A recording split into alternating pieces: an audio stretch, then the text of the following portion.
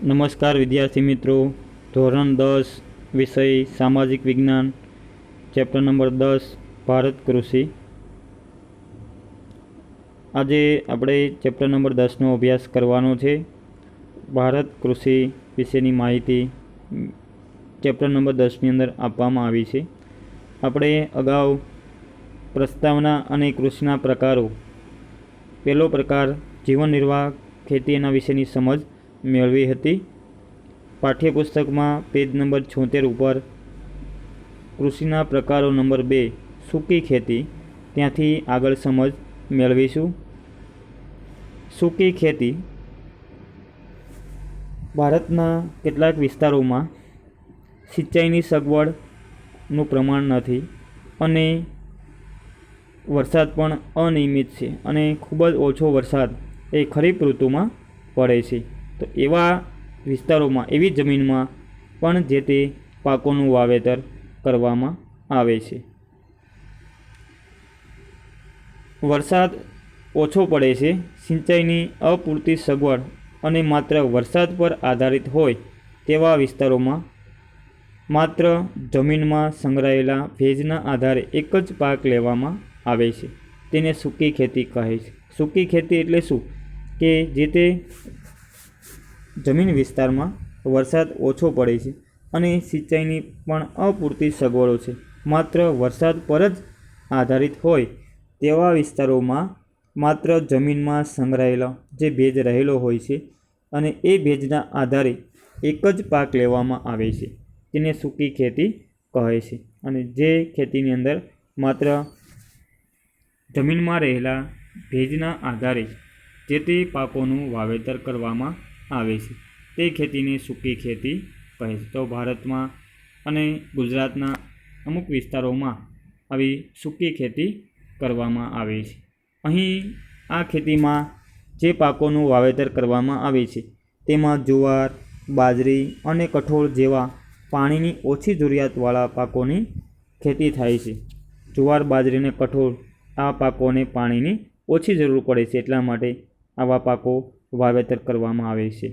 ગુજરાતના ભાલ પ્રદેશમાં ચોમાસું પૂરું થયા બાદ ભેજવાળી જમીનમાં આ રીતે ઘઉં અને ચણાનો પાક લેવામાં આવે છે. આપણા ગુજરાતની અંદર પણ જોઈએ કે ગુજરાતમાં જે ભાલ પ્રદેશ છે અને ભાલ પ્રદેશના ઘઉં આજે ભારતમાં નહીં પણ વિશ્વમાં પ્રસિદ્ધ બનેલા છે. તે ભાલ પ્રદેશમાં ચોમાસું પૂરું થયા બાદ ભેજવાળી જે જમીનો છે એ જમીનની અંદર ઘઉં અને ચણાનો જે પાક લેવામાં આવે છે, કારણ કે ઘઉં અને ચણાનો પાક એ રવિ પાક છે.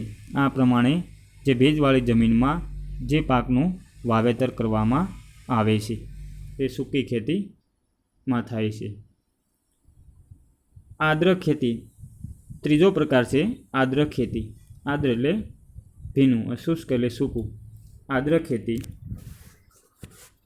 જ્યાં વરસાદનું પ્રમાણ વધુ છે અને સિંચાઈની સગવડ પણ વધુ છે તેવા વિસ્તારોમાં આદ્ર ખેતી કરવામાં આવે છે. ભારતના રાજ્યોમાં અને ભારતના જમીન વિસ્તારોમાં કે જ્યાં વરસાદનું પ્રમાણ વધુ છે અને સિંચાઈની પણ સગવડ પૂરતી છે, વરસાદ ન હોય તો એ પાકોને સિંચાઈ દ્વારા પાણી પૂરું પાડવામાં આવે છે, તેવા વિસ્તારોમાં આદ્ર એટલે કે ભીની ખેતી કરવામાં આવે છે. વરસાદનું પ્રમાણ વધુ હોય અને સિંચાઈની પણ સગવડ હોય તેવા વિસ્તારોમાં આદ્ર ખેતી કરવામાં આવે છે. વરસાદ ન પડે કે ઓછો પડે ત્યારે સિંચાઈ દ્વારા વર્ષમાં એક કરતાં વધુ પાક લઈ શકાય છે. જો કદાચ ચોમાસામાં વરસાદ ન પડે તે જમીન વિસ્તારોમાં તો સિંચાઈની સગવડ પણ પૂરતી હોય છે અને સિંચાઈ દ્વારા વર્ષમાં એક કરતાં વધુ પાકોનું વાવેતર કરી અને ઉત્પાદન લઈ શકાય છે.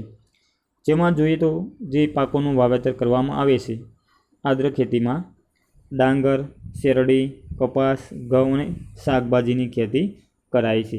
આ પાકોને વધારે પ્રમાણમાં પાણીની જરૂર પડે છે અને એ પાણી સિંચાઈ દ્વારા અથવા તો જે વરસાદ દ્વારા પાણી પૂરું પાડી અને એ રીતનું ઉત્પાદન લેવામાં આવે છે.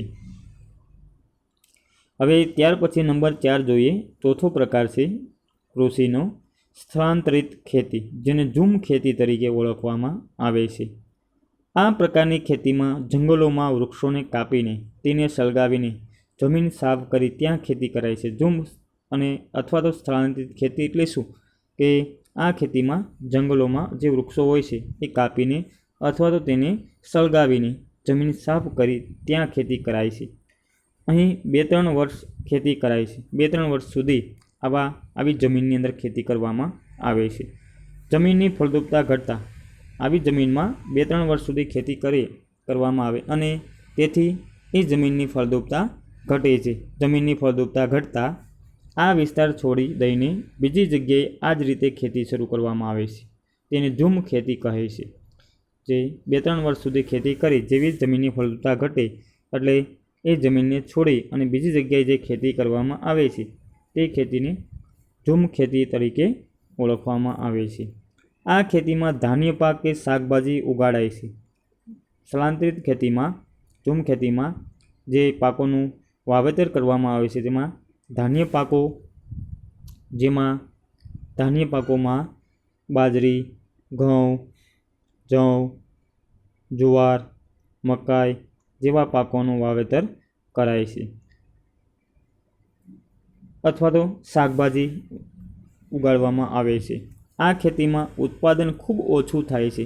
સ્થળાંતરિત ખેતીમાં ઉત્પાદન ખૂબ જ ઓછું થાય છે કારણ કે એ જમીન વિસ્તારમાં જંગલ વિસ્તારનું પ્રમાણ, ઝાડી ઝાખરાનું પ્રમાણ વધારે હોય છે. એટલા માટે આ સ્થળાંતરિત ખેતીમાં જે કાંઈ પાકોનું વાવેતર કરવામાં આવે છે અને એ પાકનું ઉત્પાદન ઓછું થાય છે. નંબર 5 જોઈએ બાગાયતી ખેતી. બાગાયતી ખેતી એક ખાસ પ્રકારે થતી ખેતી છે. બાગાયતી ખેતી જે કરવામાં આવે છે જુદા જુદા ફળ, ફૂલ અને એ સિવાયના કેટલાય એવા પાકોનું વાવેતર બાગાયતી ખેતીમાં કરવામાં આવે છે. પરંતુ અહીંયા જે બાગાયતી ખેતીમાં ઉત્પાદન કરવામાં આવે છે તેમાં આધુનિક પદ્ધતિ યાંત્રિકરણને મહત્ત્વ આપવામાં આવે છે.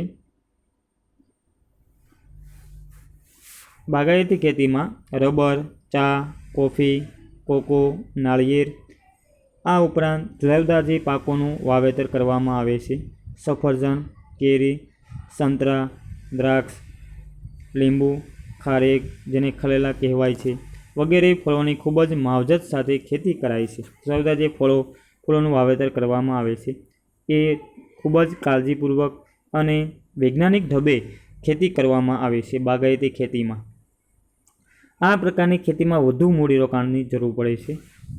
વધુ મૂડીરોકાણ, કુશળતા, કુશળ શ્રમિકોની જરૂર પડે છે.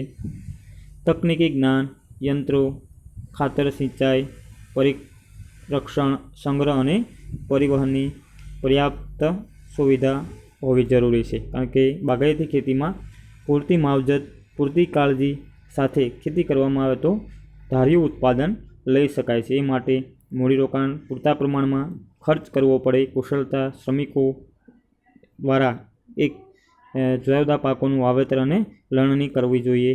યંત્રોનો ઉપયોગ, ખાતર, સિંચાઈ, પરીક્ષણ, સંગ્રહ બધી જુદી જુદી રીતે વૈજ્ઞાનિક ઢબે આ બાગાયતી ખેતી થાય છે અને એ પ્રમાણે ઉત્પાદન મળે છે. ત્યાર પછી નંબર 6 જોઈએ, પેજ નંબર 77 પાઠ્યપુસ્તકમાં સઘન ખેતી એટલે શું? સઘન ખેતી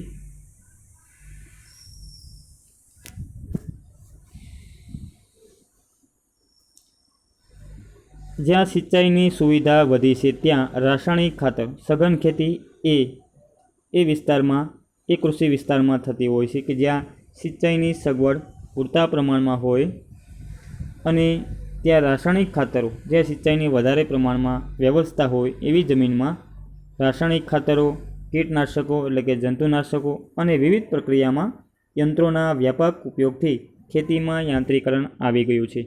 જે સઘન ખેતીની અંદર સિંચાઈની સગવડ હોય એવો જમીન વિસ્તારમાં જે રાસાયણિક ખાતર, કીટનાશક એટલે કે જંતુનાશક અને યાંત્રિકરણનો ઉપયોગ કરી અને તે પ્રમાણેનું ઉત્પાદન કરવામાં આવે છે.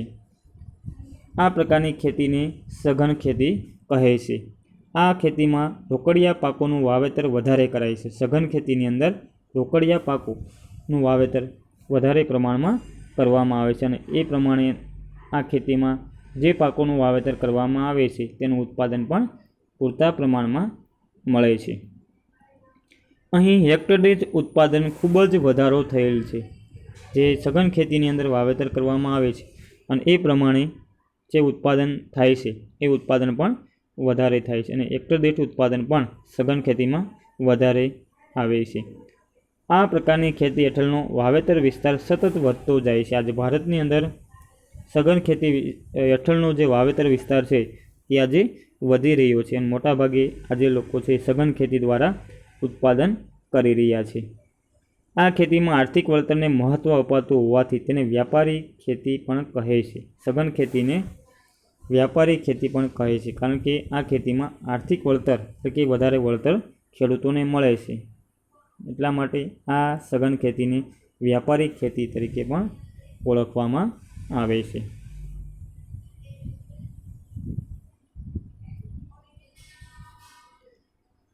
તો અહીંયા મિત્રો આપણે જુદા જુદા જે કૃષિના પ્રકારોની સમજૂતી મેળવી, જેમાં ફરીથી જોઈએ જે 6 પ્રકારો છે: જીવન નિર્વાહ ખેતી, સૂકી ખેતી, આદ્ર ખેતી, સ્થળાંતરિત ખેતી, બાગાયતી ખેતી અને સઘન ખેતી. આ 6 પ્રકારના કૃષિના પ્રકારોની સમજૂતી મેળવી હતી.